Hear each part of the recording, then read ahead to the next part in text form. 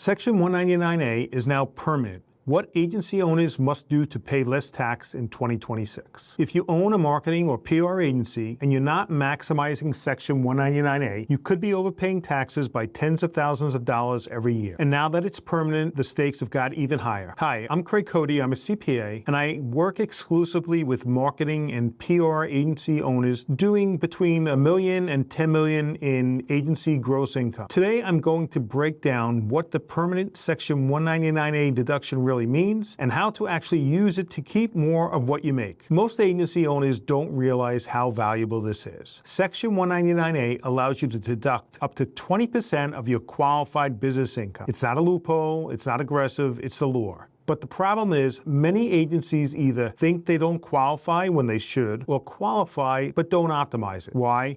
Because many CPAs that do not work with multiple agencies think agencies fall into a tricky category called specified service businesses. Many CPAs think agencies fall under specified service business, which means once your income gets too high, the deduction starts phasing out. What we do differently is we work with a large number of agencies and have already done the tax research, and we know that for Section 199A, the IRS has a different definition of consultants. Because of this, generally, a marketing or PR agency would not be subject to the stricter rules and QBI phase-out. If you have a large contractor team, your salary strategy can make or break this deduction. This is where most CPAs get it wrong. They tell you, just pay yourself a reasonable salary and move on. And I'll tell you, that's lazy advice, because your W-2 salary directly impacts your Section 199A deduction. If it's too high, you shrink the deduction. If it's too low, you risk IRS scrutiny. For agency owners, especially those running S-corps and partnerships, this is a balancing act. Let's say your agency nets $500,000 in profit. If your salary is poorly optimized, you could lose between $20, $40, even more $1,000 worth of deductions. So what do we do differently? We model different salary scenarios and align them with profitability, growth goals, and tax efficiency. This isn't guesswork, it's proper planning. Entity structure still matters. Another big mistake I see is agency owners staying in the wrong entity structure far too long. If you're still operating as a sole proprietor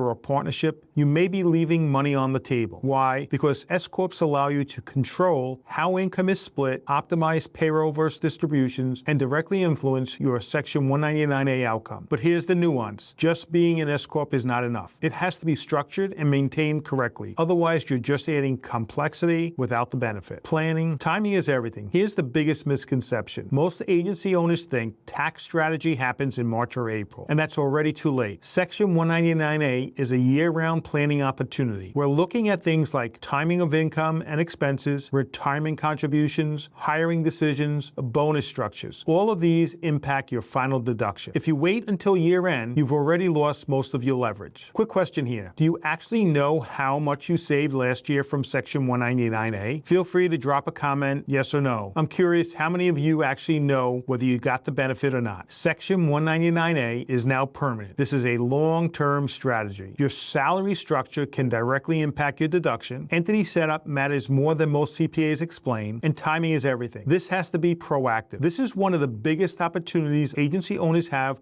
to increase after-tax profit. If you're not sure if you're maximizing this, you probably aren't. We work exclusively with marketing and PR agencies to reduce their tax liability, improve their cash flow, and increase real profitability. All right, before you go, if you're an agency owner and you want to keep more of what you make, I've got two things for you. First, grab a copy of my book, The 12 Biggest Tax Mistakes That Cost Agency Owners Thousands. It breaks down the exact mistakes I see every day and how to avoid them. Second, if you want to see what this looks like for your business, get a free tax analysis. We'll take a look at what you're doing now and show you where you might be overpaying. And if this video helped you, make sure you subscribe so you don't miss future strategies on tax planning, cash flow, and building a more profitable agency. I'll see you in the next video.